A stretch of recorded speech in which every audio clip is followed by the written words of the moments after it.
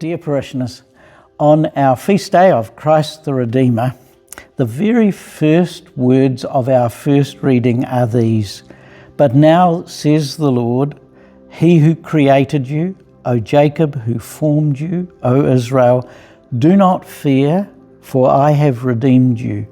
I have called you by name, you are mine." And the theme of this Jubilee year, as you know, is hope. And so we hear those words of Jesus calling us to hope, to trust, to go forward, to thank Him for the year that's gone, for all the graces that we've received and responded to.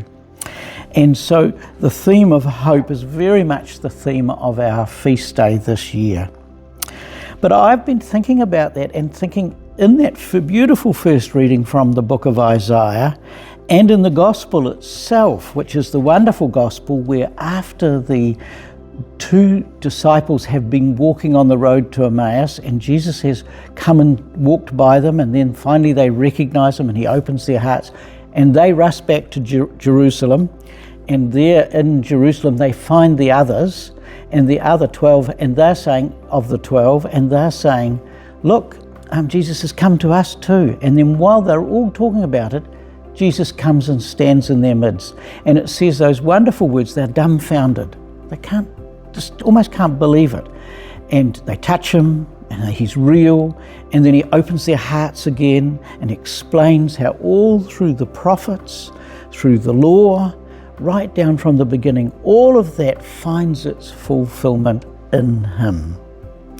And so we get that lovely sense of the continuity of this mystery of the Redeemer, that Jesus, this whole fulfillment, Jesus brings this fulfillment of all that has happened in the past, and even, of course, outside of the revealed part of God's work through His beloved Israelite people, but in all of the world. And in fact, the first reading finishes, "Everyone who is called by my name, whom I created for my glory, whom I formed and made." He says, I've come to call them too.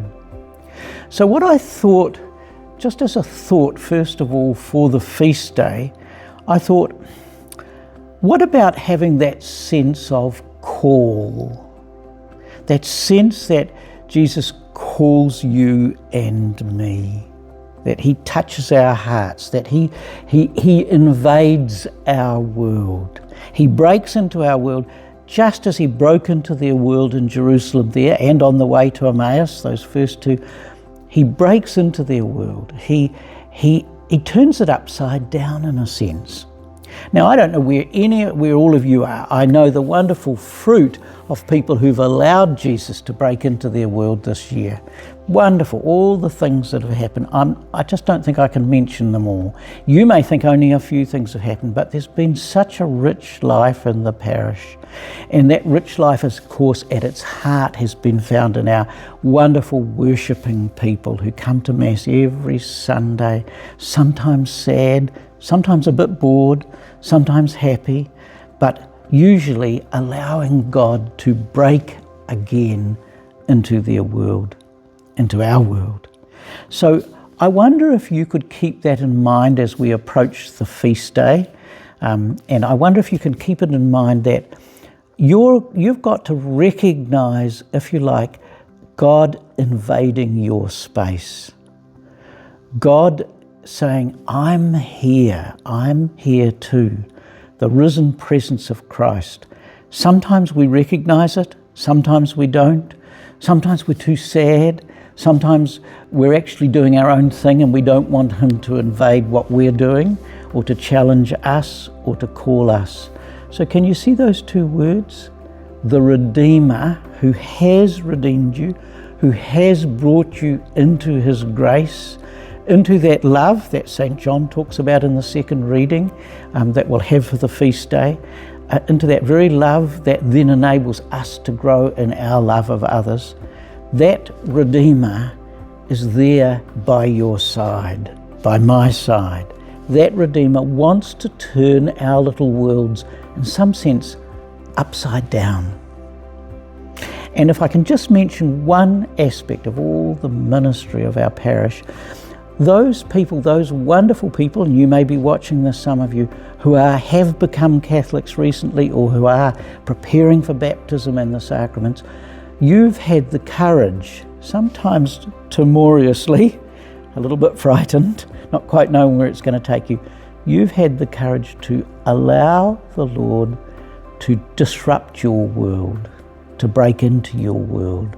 Maybe that call at first was very, very plaintive, very small, but you've opened up your hearts and let the Lord come in. And you too, like the rest of us, need to continue to keep your heart open.